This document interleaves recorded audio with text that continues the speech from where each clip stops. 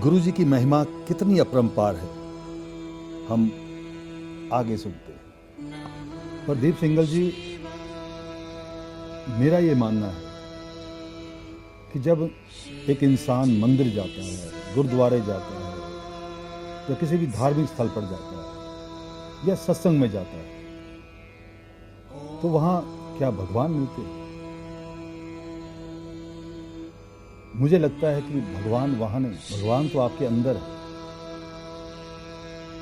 वहाँ पे एक माहौल मिलता है, एक आपको एटमॉस्फेयर मिलता है, एक जो आपकी सोच को, जो आपकी समझ को बदल देते हैं। इसके बारे में आपकी क्या राय है?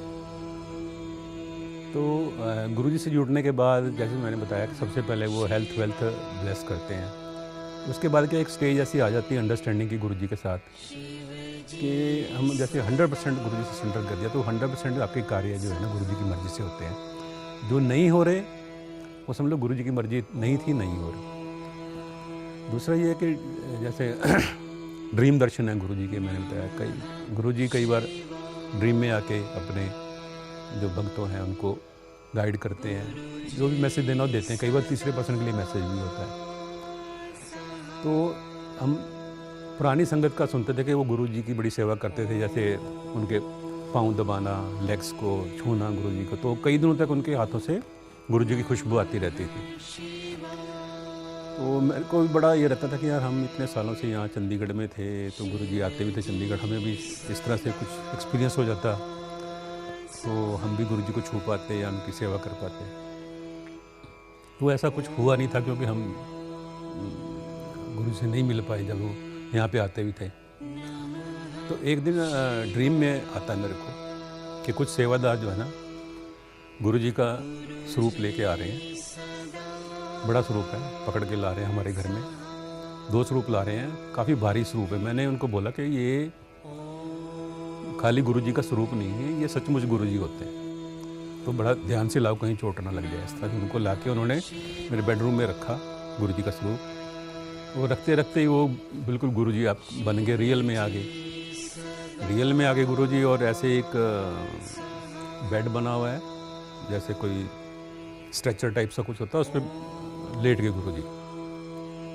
और गुरुजी ने ऐसे लेग पे लेग रख ली और मेरे को ऐसे इशारा कर दिया। तो मैंने गुरुजी के वो पैर दबाए ड्रीम के अंदर, गुरुजी के इस तरह से पैर दबाने के बाद मैंने थोड़ी देर तक 2-4 मिनट दबाए।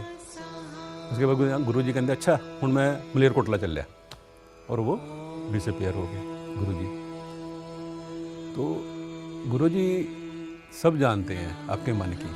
उनको कहीं ना कहीं लगा था कि ये यार ये रिपेंट करता है कि मैं आपको नहीं देख पाया गुरुजी, इस वजह से वो ड्रीम में आए और अपना सेवा करा के चले गए। गुरुजी इस तरह से थी। फिर 1-2 बार और भी बड़े इंटरेस्टिंग हुए कई बार गुरुजी से एक्सपीरियंस इस तरह से। एक बार ड्रीम में आते हैं गुरुजी, एक सत्संग चल रहा है तो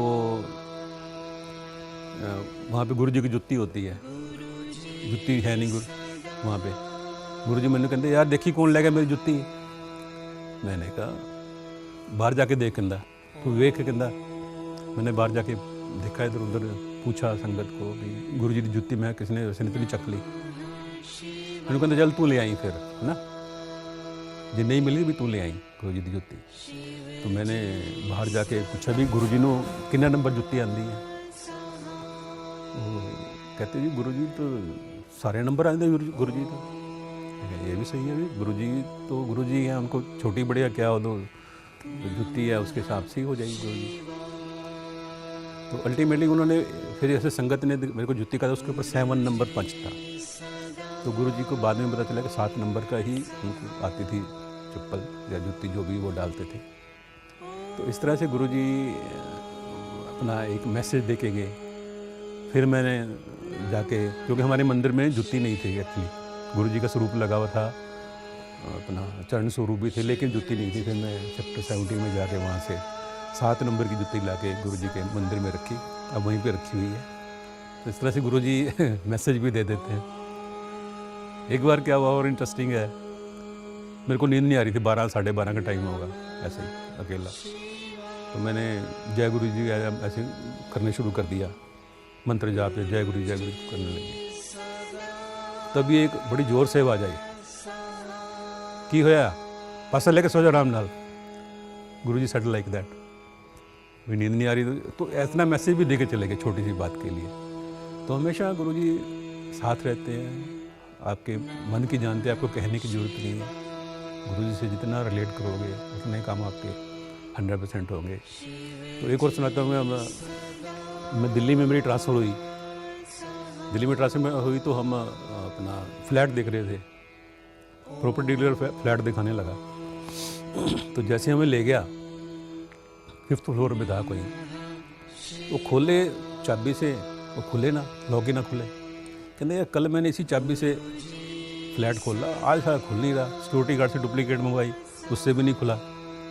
कहता पता नहीं क्यों नहीं खुल रहा। मैं कहा भाई अगर अपनी चाबी से ही तरह फ्लैट नहीं खुल रहा तो हमने ये लेना ही नहीं है। इट मीन्स गुरु जी की कंसेंट नहीं थी उसके अंदर भी। हम उनसे रिलेट करते हर एक चीज़। कंसेंटेड होता तो डेफिनेटली खुल जाता, लेकिन अपनी ही चाबी से फ्लैट ना खुले, ऐसा कैसे हो सकता है। तो वो भी हमने छोड़ दिया फ्लैट पे, कोई और लिया।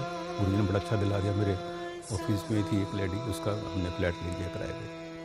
तो इस तरह से गुरु जी हमेशा साथ रहते हैं, आपकी हर एक एक्टिविटी कंट्रोल करते हैं। ओनली थिंग कि हम गुरु जी को कितना सरेंडर करते हैं, उसी हिसाब से गुरु जी आपको ब्लेस करते हैं। प्रदीप जी, एक चीज़ और पूछनी थी आपसे कि हम सब लोग अपनी रोज़मर्रा की ज़िंदगी में एक भाग दौड़ में फंसे रहते हैं। हम खुद हों, हमारे बच्चे हों, हमारे सगे संबंधी हो, भाई बहन हो, हम सबको एक ना चिंता सताती रहती है, और वो है कि job related, business related, finance related.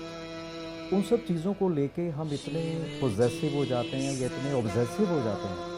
हाँ, तो बहुत बार अब सत्संग में तो कहा जाता है कि गुरु जी को आप मानो, कुछ भी मांगो मत, पर दिल में बहुत बार ये ख्याल आता है कि ये मेन चीज़ें हैं हमारी ज़िंदगी के लिए, इन्हीं से सारी, इन चीज़ों से स्टेबिलिटी है, तो हम क्यों ना मांगे। मतलब ये चीज़ समझ में नहीं आती। तो क्या ये जो सिलसिला हमारे मन में चलता रहता है, इसके ऊपर आप थोड़ा हमें बताएंगे किस तरीके से, क्या सोच हमारे मन में होनी चाहिए जब हम गुरु जी के सत्संग में जाते हैं, हम उनके स्वरूप से बातें करते हैं, तो हमारे मन में कैसे विचार होने चाहिए, या जो होता है प्रक्रिया वो ऑटोमेटिकली उस दिशा में जाती है।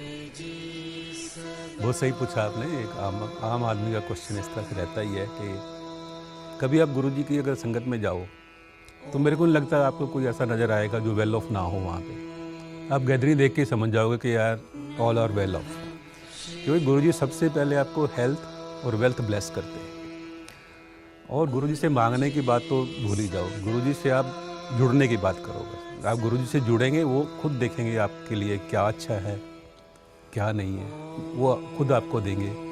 तो दूसरा है कि गुरु जी से जुड़ने के बाद बंदा की एक्सपेक्टेशन खुद ही, वो उसको इन चीज़ों से इतना लगाव नहीं रहता कि मेरे पास बहुत बड़ी गाड़ी हो या क्या हो। हाँ होगी तो गुरु जी से नहीं मांगना आपने, गुरु जी पता नहीं क्या आपके लिए क्या सोच के रखा है।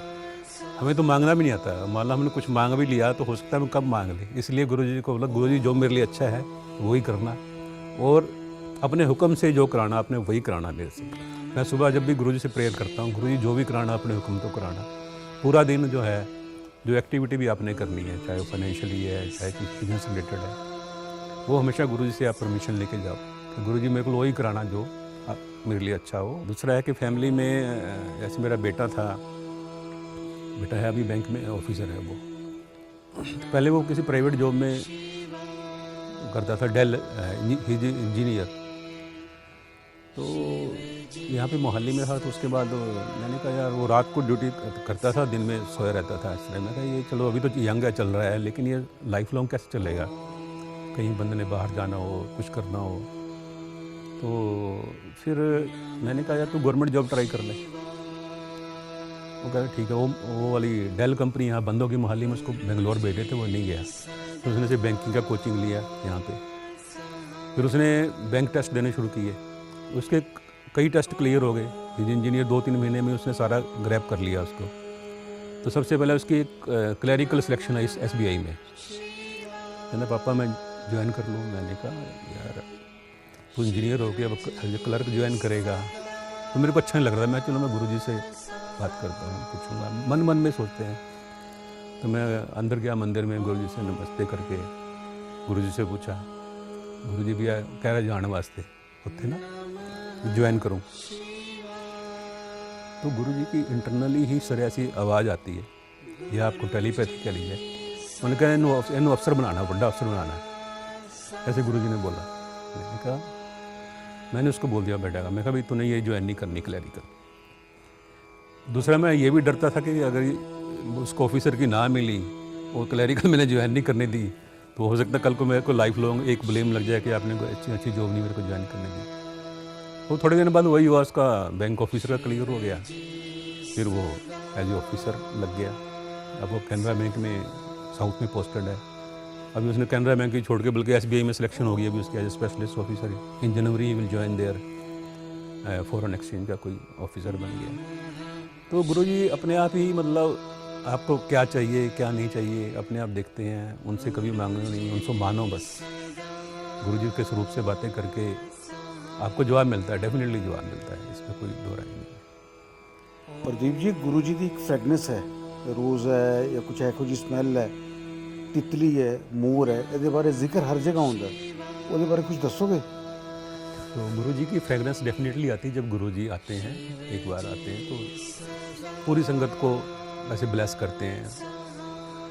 मेरे साथ ऐसे हुआ कि एक बार गुरुजी ने कुछ मैसेज दिया मेरे फ्रेंड के लिए ड्रीम में आके। वो मैसेज मैं नहीं बताऊंगा, थोड़ा पर्सनल है उनका, क्योंकि गुरुजी का एक और भी है कि जो सत्संग आपने शेयर करना जाके बताओ, ऐसे नहीं फ़ोन पे बता दिया कि आपके बारे में गुरुजी ने ये बोला। तो मैंने उनको फ़ोन किया कि आपके बारे में ना गुरुजी ने कुछ मैसेज दिया है तो मैं आपको शेयर करना चाहता हूँ। उन्होंने कहा ठीक है, सुबह आ जाना। तो सुबह मैं ऑफिस में मीटिंग वगैरह में कहीं बिज़ी हो गया, बीसी उसी चल गई हेड ऑफिस के साथ। तो मैं 1 बजे के आसपास अपने कैबिन में गया, सेक्टर 17 में मेरा ऑफिस था। तो जैसे मैंने कैबिन खोला, it was full of fragrance of roses, और इतने ज़्यादा लग रहा था कि जैसे पता नहीं किसने इतनी शीशियाँ उसके अंदर गिरा दी। एकदम मुझे याद है कि वो मैंने तो वहाँ जाना था गुरुजी का मैसेज सत्संग देना था, कि सत्संग सुनाना था। तो फिर मैंने बल्कि साथ वाले ऑफिसर्स को बुलाया, एक दो के मैं कहा यार आपको कुछ फ्रेगरेंस आ रही है? कहते सर आ तो रही है, बहुत सारे रोजेस की आ रही है, जैसे हो ना रोजेस की स्मेल आ रही है ऐसे तरह से। मैं कहा ये हमारे गुरुजी की खुशबू है।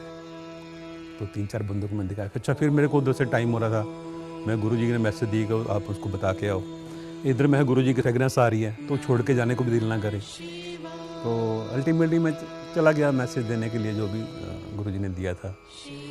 फिर क्या वो उसी टाइम ना कोई मेरे को मिलने आया वहाँ पे अराउंड 2 बजे के आसपास। वो आके बैठ गया कैबिन में, 2 मेरे फ्रेंड्स थे, उनको पता नहीं मैं सेकंड हाफ छुट्टी चला गया था। तो बैठे रहे आधा पौना घंटा, कहते यार बड़ी कहते खुशबू बड़ी आ रही है, फ्रेगरेंस बहुत आ रही है। ये कहते अफसरों को खुश करने के लिए ना पीएन बहुत ज़्यादा वो छिड़क देते हैं, रूम फ्रेशनर वगैरह, इसलिए बैठे बातें करते रहे। वो कह रहे, उन्होंने साथ वाले ऑफिसर से पूछा कि वो आए नहीं अभी तक लंच टाइम के बाद? वो कहते वो तो सेकंड हाफ छुट्टी चले गए। कहना अच्छा। फिर वो आ गए। फिर उन्होंने नेक्स्ट डे आके मुझे बताया कि कल हम ऐसे से आपके कैबिन में बैठे जाके, तो इतनी ज़्यादा रोजेस की वहाँ पे खुशबू आ रही थी। मैं क्या, हमारे गुरुजी की खुशबू थी, गुरुजी आए थे, लेकिन मुझे भी इधर आना पड़ा किसी का सत्संग शेयर करने के लिए। तो इस तरह से गुरुजी का। और एक बार और मैं सुनाता हूँ, यहीं पे सेक्टर 16 में इलेक्ट्रॉनिक्स की दुकान थी किसी की ना, वहाँ पे भी गर्मियों का दिन था, उनकी ओपनिंग थी शॉप की ना। तो मैं भी वहाँ गया। मैंने कहा पहले तो मेरी गाड़ी इतनी गर्म होती, जून के महीने में उसकी थी, मैं कहा इतनी गर्मी है यार, अब पता नहीं वहाँ शॉप पे कैसे जाएंगे। गया तो वहाँ पे देखा ट्रिपल स्टोरी उनका शोरूम था, सेंट्रली एसी सारा पूरा एसी चल रहा था। वहीं पे जाके मेरे में बैठे, और थोड़ी देर बाद गुरुजी की ऐसे फ्रेगरेंस आई, पूरे जैसे कोई पखा लेके पूरे उसमें चला देता है गुरुजी की खुशबू का। तो ऐसे गुरुजी प्रेजेंस देते हैं। दूसरा ये तितली के बारे में आपने पूछा, और या मोर के बारे में, तो मैं पुणे की बात बताऊँ। पूना हम गए, मैं और मेरे मिसेस थे, तो टैक्सी में पहले बैठ के जा रहे थे कहीं, तो इतनी गर्मी है, आप देखो स्ट्रीट लाइट, जहाँ पे रेड लाइट होती है, वहाँ पे एक तितली जो है ना हमारी विंडो के साइड में से ऐसे घूम रही है बहुत तेज़ी से, जैसे अंदर आने के लिए बोल रही हो। तो हमें लगा यार, तितली इतनी गर्मी में यहाँ पे। खैर वो थोड़ी देर बाद टैक्सी चली गई। उसके बाद हम मॉल में गए, रात की बात है, 8 साढ़े 8 की बात हो गई। तो हम शर्ट्स पसंद कर रहे थे। यू वॉन्ट बिलीव कि एक काफ़ी बड़ी तितली आई और आके एक शर्ट पे बैठ गई। ग्रे चेक वाली शर्ट थी जैसी आपने डाल रखी है। तो देखे यार, इतने बड़े मॉल में अंदर बटरफ्लाई, वो भी रात को 8 साढ़े 8 बजे आके बैठ रही है कि ये ले लो आप शर्ट। तो इस तरह से गुरुजी आके अपनी प्रेजेंस दिखाते हैं। अनबिलीवेबल था बड़ा। गुरुजी का जो है ना एक्सपीरियंस इस तरह से होना, प्रेजेंस दिखाते हैं। उस शुरू में बंदे को जब विश्वास नहीं होता ना, नए नए जुड़ने, उनके बाद ज़्यादा दिखाते हैं। लेकिन एक बार आपने 100% सरेंडर कर लिया, फिर आप खुद गुरुजी के साथ ही जुड़ जाते हैं। आप 100% सरेंडर कर जाते हैं कि ठीक है गुरुजी, जो आप कर रहे हो अच्छा कर रहे हो। तो प्रदीप जी, ये बहुत बड़े बड़े जो सत्संग होते हैं और जो कुछ मीडियम लेवल पे होते हैं, कुछ बहुत छोटे लेवल पे घरों में होते हैं, हालांकि सब में श्रद्धा सेम होती है, लोगों का लोग वैसे ही नतमस्तक होते हैं। तो मैं आपसे जानना चाहता था कि इनमें क्या अंतर है, आप इसको किस नज़रिए से देखते हैं? देखिए, गुरुजी का कोई भी सत्संग छोटा या बड़ा नहीं होता है। गुरुजी का सत्संग सत्संग ही होता है। वो चाहे 4 आदमी बैठ के करें, 40 करें या 4000 करें, 40,000 करें। बाकी जाकर बड़ी गैदरिंग की बात है, क्योंकि गुरुजी की संगत अब इतनी हो गई है कि अगर हम ओपन कॉल देते हैं तो वहाँ हज़ारों बंदे आएंगे ही आएंगे, डेफिनेटली आते हैं। लेकिन सत्संग के भी कुछ रूल हैं। हमें डिसिप्लिन में रहना पड़ता है, आपस में बात नहीं करनी, मोबाइल ऑफ कर दो। तो डिस्ट्रक्शन इस वजह से होता है कि हम इधर उधर देखते हैं। लेकिन अगर हम गुरुजी से मिलने जाएंगे, जाइए, अपना आंखें बंद करके आप बैठिए और गुरबाणी में अपना ध्यान लगाइए। तो कोई मतलब नहीं है कि आप उससे डिस्ट्रैक्ट हो। और दूसरा, कम गैदरिंग वाला सत्संग है। डेफिनेटली अगर आप घर में करते हैं या अपने पड़ोस को बुला के करते हैं तो उसमें ज़्यादा ध्यान है, डिस्टर्बेंस कम होती है। तो गुरुजी ने कभी ये नहीं कहा कि आप बहुत ज़्यादा डेकोरेशन कीजिए, फ्लावर लगाइए, ये कीजिए, लाखों खर्चा कीजिए। गुरुजी तो कहते हैं कि आप 2 फूल रख लो, 2 दिए जला लो, उसके सामने बैठ के अपना गुरुजी का ध्यान करें। तो वो डेफिनेटली गुरुजी वहाँ पे आते हैं। चाहे छोटा सत्संग हो चाहे बड़ा सत्संग हो, अपनी ब्लेसिंग्स उनकी पूरी रहती हैं। अपना गुरुजी का ध्यान ही मेन होता है सत्संग के अंदर लगना, क्योंकि अकेले बैठ के वो सत्संग में बैठ के फ़र्क रहता है। सत्संग में एक कंपनी मिलती है, ऑरा बनता है चारों तरफ एक। इस वजह से सत्संग में गुरुजी कहते थे आंधे रह करो सत्संग। द पर्पज़ बिहाइंड इज कि आप कलेक्टिवली बैठे करेंगे तो जल्दी गुरुजी उसमें सुनते हैं। जय कृष्ण। इसके अलावा एक और बात मैं कहना चाहता हूँ कि जैसे आपने सुना होगा कि कहीं अमृत वर्षा हुई है, शहद वर्षा हुई है गुरुजी की। तो ये भी एक गुरुजी की अपनी प्रेजेंस दिखाने का एक तरीका है, एक नया वो है। और जहाँ तक अमृत वर्षा की बात है, वो मैंने खुद अपनी आंखों से देखी। डुगरी मंदिर में मैं गया था, जैसे सत्संग चल रहा था, बैठे हुए थे सारे। तो अचानक लेंटर में से ऐसे पानी की धारा थी, पहले थोड़ी थी, फिर बढ़ती बढ़ती चली गई। सामने ऐसे एक जैसे ड्रिपिंग हो रही थी, वो होनी शुरू हो गई मेरे बैठे बैठे ही। और ऐसे एक वॉल फैन लगा तो वॉल फैन के साइड में भी काफ़ी पानी का इस तरह से चलना शुरू हो गया। तो ये मैंने खुद अपनी आंखों से देखा, इसलिए मैं कह सकता हूँ कि हाँ, जल वर्षा होती है, अमृत वर्षा होती है, गुरुजी अपनी प्रेजेंस दिखाते हैं। और ये भी एक वन ऑफ दी वे है कि गुरुजी अपना प्रेजेंस दिखाना गुरुजी का। जय। एक और चीज़ है जो मैं प्रदीप जी से पूछना चाहता हूँ। सर, प्लीज़ इस चीज़ पे थोड़ा प्रकाश डालिए, थोड़ा हमें बताइए कि जब हम घर पे, जैसे मेरे जैसे लोग हैं जो नई संगत है, वो फॉलोअर तो बन गए हैं, है ना, या फॉलोअर बनने के प्रोसेस में है, कई सत्संग अटेंड भी किए हैं। तो वहाँ पे जाके या कुछ लोगों से बातचीत करके या अपनी समझ से हमें लगता है कि चलिए हम फॉलोअर हैं। अब गुरुजी का स्वरूप हमने ले लिया, उसको घर में हमने प्लेस कर लिया।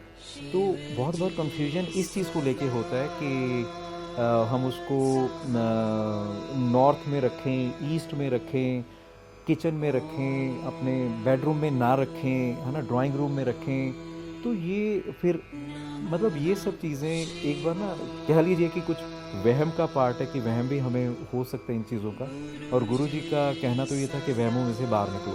तो उस हिसाब से देखा जाए तो हम कहीं भी रख सकते हैं। तो कभी वास्तु माइंड में आता है ना, या बहुत सारा सोशल मीडिया पे चीज़ें होती है, टीवी पे सुनते हैं, है ना, एस्ट्रोलॉजी, स्टोन्स, इतनी सारी चीज़ें हैं दुनिया में, वहम डालने के लिए हैं या कैसे भी हैं, what ever is the reason. हम जानना ये चाहते हैं कि हमें बीइंग ए फॉलोअर गुरु जी का जो स्वरूप है हम उसको घर में कैसे रखें। एक्चुअली क्या है कि गुरु जी ने ना ये सब वहमों भरमों से हमें बाहर निकालना है। कोई रूल रेगुलेशन गुरु जी ने ऐसा नहीं बनाया कि सुबह 4 बजे उठना आपने, फिर मंत्र जाप करना है, कुछ करना है। उनका सिर्फ ये है कि आप इंसान बनो, बस यही एक्टिविटी उनकी सबसे पहले है। आप अच्छे इंसान बनोगे, सबसे बढ़िया रखें। दूसरा ये है कि आप इवन कई बार मैं 1 बजे भी गुरु जी को जाके अंदर नमस्ते करता हूँ, जब मैं नहा के जाता हूँ फ्रेश होके।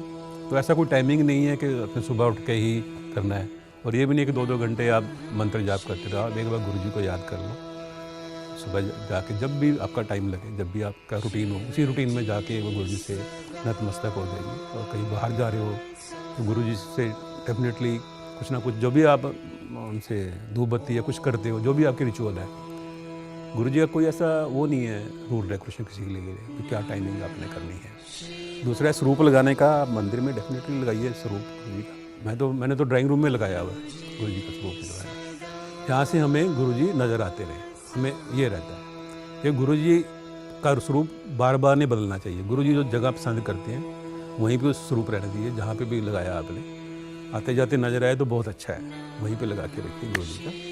तो कोई वहम ऐसा नहीं है सर, कहीं पूजा पाठ का कि या आपने ये करना है वो करना है, इन सब से गुरु जी ने हमें बाहर निकालना है। और जब भी गुरु जी को याद करेंगे, हमेशा गुरु जी साथ होते हैं। गुरु जी का ये भी कहना था कि always imagine I am behind you. तो हमेशा गुरु जी आपके साथ ही होते हैं, पीछे होते हैं, और जब भी जरूरत पड़ती है आपके साथ रहते हैं डेफिनेटली। तो गुरु जी के ब्लेसिंग्स बहुत हैं, अपार ब्लेसिंग्स होती हैं गुरु जी की, जो गुरु जी से एसोसिएट हो जाते हैं। आप कितना सरेंडर करते हो गुरु जी को, उतनी ही 100% सरेंडर करोगे तो 100% ब्लेसिंग गुरु जी के साथ रहती है। तो जय गुरु जी, जय गुरु जी, जय। शुक्राना। शुक्राना।